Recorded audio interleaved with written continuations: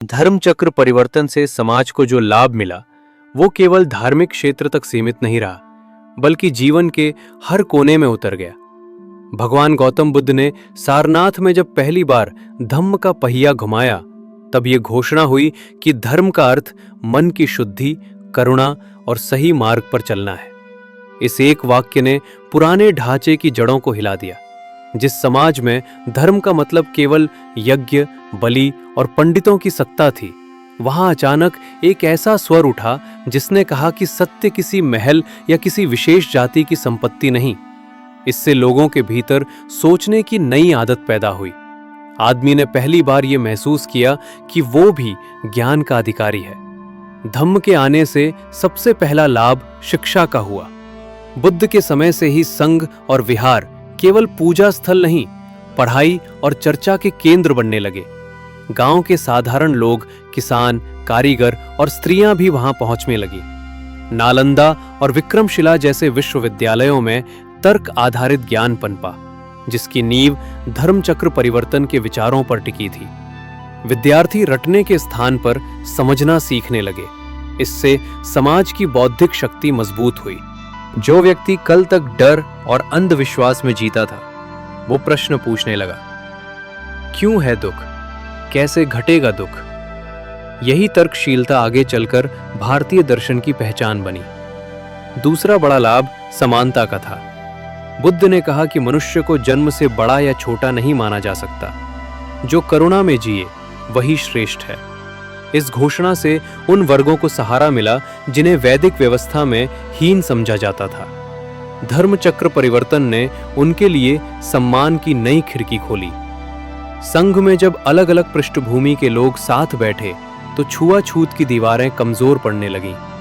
बुद्ध की कथाएं पंचायतों और मेलों में गूंजने लगीं, जिससे सामाजिक मेलजोल बढ़ा। लोगों ने जाना कि एक दूसरे को नीचा दिखाने से अधिक जरूरी है एक दूसरे का दुख समझना।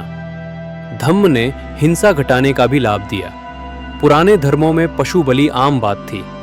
बुद्ध ने इसे तर्क और करुणा दोनों से चुनौती दी। जब लोगों ने धम्म के नियम अपनाए तो अनावश्यक हत्या और क्रूरता कम हुई। राजा भी इस प्रभाव से बदले।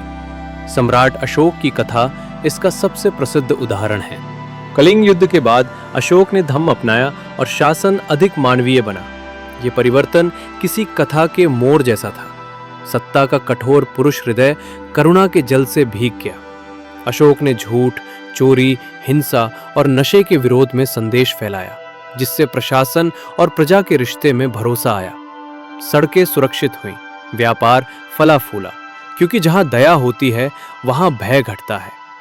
धर्मचक्र परिवर्तन से परिवार व्यवस्था को भी गहरा लाभ पहुंचा।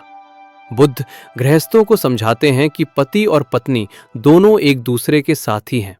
इस विचार से स्त्री सम्मान बढ़ा। उस समय स्त्रियों को धर्म चर्चा से दूर रखा जाता था, पर बुद्ध ने भिक्षुणी संघ बनाकर उन्हें स्थान दिया। महाप्रजापति गौतमी और खेमा जैसी स्त्रियों की कथाएं लोगों के सामने आईं। इन उदाहरणों ने पुरुष प्रधान अहंकार पर अंकुश लगाया। घरों में संवाद का रंग बदला। पति पत्नी के रिश्ते में केवल अधिकार नहीं, उत्तरदायित्व और प्रेम की भाषा आई। इससे बच्चों का पालन भी अधिक कोमल हुआ। राहुल की कथा याद आती है। उन्होंने विरासत में सोना नहीं, धम्म मांगा। ये दृश्य लोगों को दिखाता है कि ज्ञान प्रेम से भी ऊंचा आकर्षण बन सकता है। धम्म ने आर्थिक जीवन को सही दिशा दी। बुद्ध सही आजीविका पर बहुत जोर देते हैं। इसका लाभ ये हुआ कि लोग शोषण और गलत धंधों के विरोध में जागरूक हुए। कर्ज देकर लूटना, धोखा करना, इन बातों को हीन समझा जाने लगा। किसान ने भी जाना कि परिश्रम के साथ नैतिकता जरूरी है। कृषि समाजों में अनुशासन बढ़ा। कुशवाहा और मौर्य जैसे मिट्टी से जुड़े समाजों के स्वभाव में ये मूल्य पहले से थे, पर धर्मचक्र परिवर्तन ने उन्हें वैचारिक आधार दे दिया। आदमी ने महसूस किया कि कम में संतोष करना भी शक्ति है। इससे अनावश्यक लालसा घटने लगी। राजनीतिक क्षेत्र में भी लाभ दिखाई दिया। धम्म के कारण अलग अलग जनपद एक नैतिक सूत्र में बंधे। अशोक के स्तंभ उत्तर से दक्षिण तक खड़े हुए, जिन पर समान भाषा में करुणा लिखी थी। इससे भारत की पहचान विश्व में उजली बनी। धम्म का संदेश श्रीलंका, चीन और दक्षिण पूर्व एशिया तक पहुंचा, जिससे सांस्कृतिक रिश्ते बने और व्यापार मार्ग सुरक्षित हुए। ये विस्तार भारत के लिए आर्थिक और नैतिक दोनों पूंजी बन गया। विदेश से आने वाले यात्रियों ने लिखा कि यहाँ शासन में दया का प्रभाव है। धम्म ने स्वास्थ्य और पर्यावरण को भी लाभ दिया। अहिंसा के कारण शिकार और जंगलों की अनावश्यक कटाई घटी। बिहारों में औषधालय खुले। लोग शारीरिक शुद्धि के साथ मन की शुद्धि को महत्व देने लगे। इससे तनाव आधारित रोग कम हुए। बुद्ध समझाते हैं कि क्रोध और मोह मन को जलाते हैं। जब ये घटेगा तो देह भी शांत होगी। ये विचार गांव के साधारण आदमी तक पहुंचा। उसने महसूस किया कि दुख केवल पेट का नहीं, विचार का भी होता है। समाज में नैतिकता का नया रंग उतरा। बुद्ध के 5 नियम अपनाने से लोगों का आचरण बदला। पंचायतों में मारपीट के स्थान पर संवाद की भाषा आई। धर्म चक्र परिवर्तन के बाद भिक्षु गांव-गांव घूमकर कथाएं सुनाने लगे। इन कथाओं में रोमांच भी होता था, परिवर्तन का रोमांच। अंगुलीमाल का किस्सा सुनकर कठोर पुरुष भी कुछ पल ठहर जाता। पटाचारा की कथा सुनकर स्त्री का दुख समाज का दुख बन जाता। यही कहानी आधारित प्रचार लोगों को धम्म से जोड़े रखता था। अशोक के समय प्रशासन में सुधार हुआ। अधिकारियों को आदेश दिया गया कि प्रजा से दया से पेश आओ। कर संग्रह में क्रूरता घटी। सड़क किनारे सराएं बनी, जहां यात्री सुरक्षित रुकने लगे। ये लाभ सीधे आम जीवन में दिखाई दिया। किसान अपना अनाज लेकर शहर जाने लगा तो उसे भय कम लगा।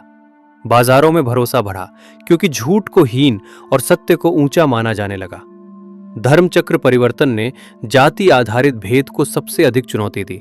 बुद्ध कहते कि जो करुणावान वही ब्राह्मण। इससे जन्म का अहम टूटने लगा। शूद्र और अछूत कहे जाने वाले लोगों ने पहली बार धार्मिक बराबरी महसूस की। वे संघ में शामिल हुए, नए पेशे अपनाए, शहरों में व्यापार बढ़ा। समाज की उत्पादक शक्ति मजबूत हुई। बरगद के नीचे बैठी पंचायतों में भी बुद्ध कथाएं गूंजने लगीं, जिससे आपसी झगड़े संवाद में बदलने लगे। शुंग काल में जब बुद्ध धर्म पर आघात हुए, तब भी धर्मचक्र परिवर्तन से उपजे मूल्य मिटे नहीं। वे समाज के दिलों में बीज की तरह पड़े रहे। कृषि समाजों में सादगी, नशा मुक्त जीवन और भाईचारा जीवित रहा। यही दिखाता है कि लाभ केवल कुछ वर्षों का नहीं, सदियों का था। बुद्ध धर्म किताबों में कम, दिलों में अधिक बचा रहा। अगर इस लाभ को मानवीय कथा की तरह देखें तो पहला पात्र बुद्ध है, विचार का राजकुमार।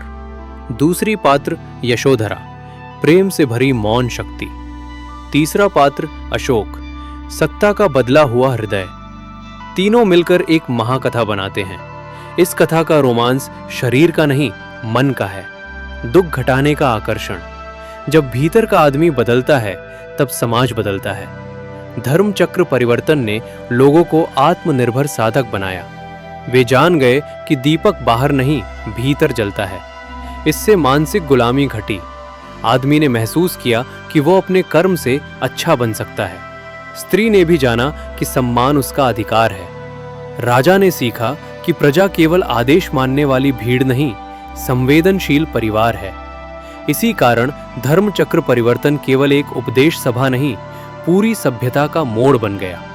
आज भी जब हम बुद्ध की कथाएं सुनते हैं तो कुछ देर के लिए मन ठहर जाता है, जैसे सारनाथ की वही पहली हवा फिर लौट आई हो। यही सच्चा सामाजिक लाभ है, दुख से मुक्त, तर्क से युक्त और समता से भरा जीवन। हमें गर्व से अधिक आचरण में वही प्रकाश उतारना चाहिए, क्योंकि बुद्ध की कसौटी यही है कि विचार और प्रेम दुख घटाएं, समाज जोड़े और मनुष्य को सचमुच मनुष्य बना दे।